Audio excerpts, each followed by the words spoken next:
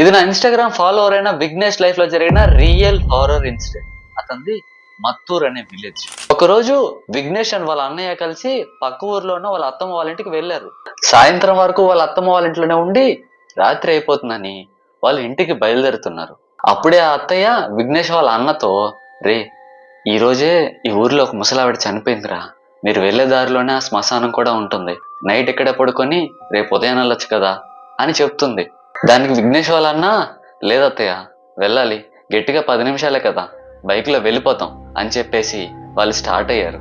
నిర్మానుషమైన ప్రదేశం, పల్లెటూరు కావడం వల్ల వీధి లైట్లు కూడా అక్కడక్కడ మాత్రమే ఉన్నాయి. వాళ్ళు శ్మశానానికి దగ్గరగా వెళ్తున్నప్పుడు వెనక కూర్చున్న విఘ్నేష్ ఒక వింత విషయాన్ని గమనించాడు. ఆ శ్మశానంలో ఇంకా ఒక చితి మండుతూనే ఉంది. ఎంతో భయంగా బైక్ తోలుతున్న అన్నయ్యతో, అన్న అక్కడ చూడన్నా ఏదో మండుతుందన్నా అని చెప్పాడు. దానికి విఘ్నేష్ వాళ్ళ అన్నయ్య, రే అత్తమ్మ చెప్పింది కదరా ఎవరో ముసలావిడ చనిపోయిందని, ఆమె చిత ఏంటుంది, నువ్వు దాని వైపు ఎందుకు చూస్తున్నావు అని అరిచాడు. ఉన్నట్టుండి ఏం జరిగిందో తెలియదు కానీ వాళ్ళ బైక్ ఏదైతే ఉందో ఆ శ్మశానం దగ్గర ఆగిపోయింది. కరెక్ట్ గా శ్మశానం పక్కనే బైక్ ఆగిపోవడం వాళ్ళు ఎంతో భయాందోళనకు గురి చేసింది. బైక్ అసలు ఎందుకు ఆగిపోయిందని వాళ్ళు లైట్ వేసుకొని చెక్ చేయడం మొదలు పెట్టారు.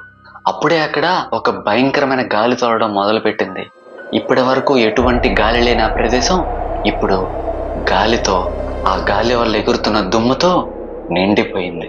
అప్పుడే వాళ్ళ పక్క నుంచి మెరుపు వేగంతో ఏదో ఆకారం వెళ్ళినట్టు వాళ్ళకి అనిపించింది. వాళ్ళు తల ఎత్తి చూస్తే అక్కడ ఒక నల్లటి ఆకారం. వింత విషయం ఏంటంటే దానికి తల అనేది లేదు. వాళ్ళిద్దరికీ నోట మాట రాలేదు, ఎందుకంటే ఇట్లాంటి దృశ్యాలని వాళ్ళు ఇప్పటి వరకు చూసిందే లేదు. అప్పుడే వాళ్ళ కుడి పక్కన ఎవరో అడుగుల శబ్దాలు వాళ్ళకి వినిపించాయి.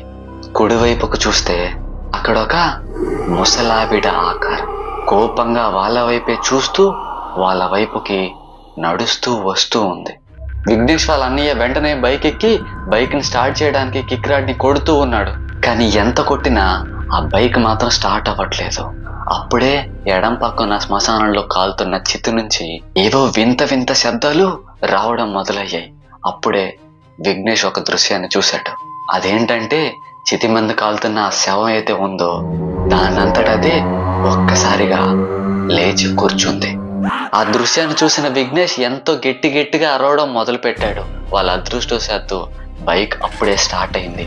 విఘ్నేష్ వాళ్ళ అన్నయ్య ఆ రోజు నైట్ బైక్ ఎంత స్పీడ్గా నడిపాడనేది తన ఊహ కూడా ఇప్పటి వరకు అందలేదు. ఇలాంటి మరిన్ని హారర్ స్టోరీస్ కోసం ఈ వీడియోకి లైక్ చేసి మన ఛానల్ని సబ్స్క్రైబ్ చేసుకోండి.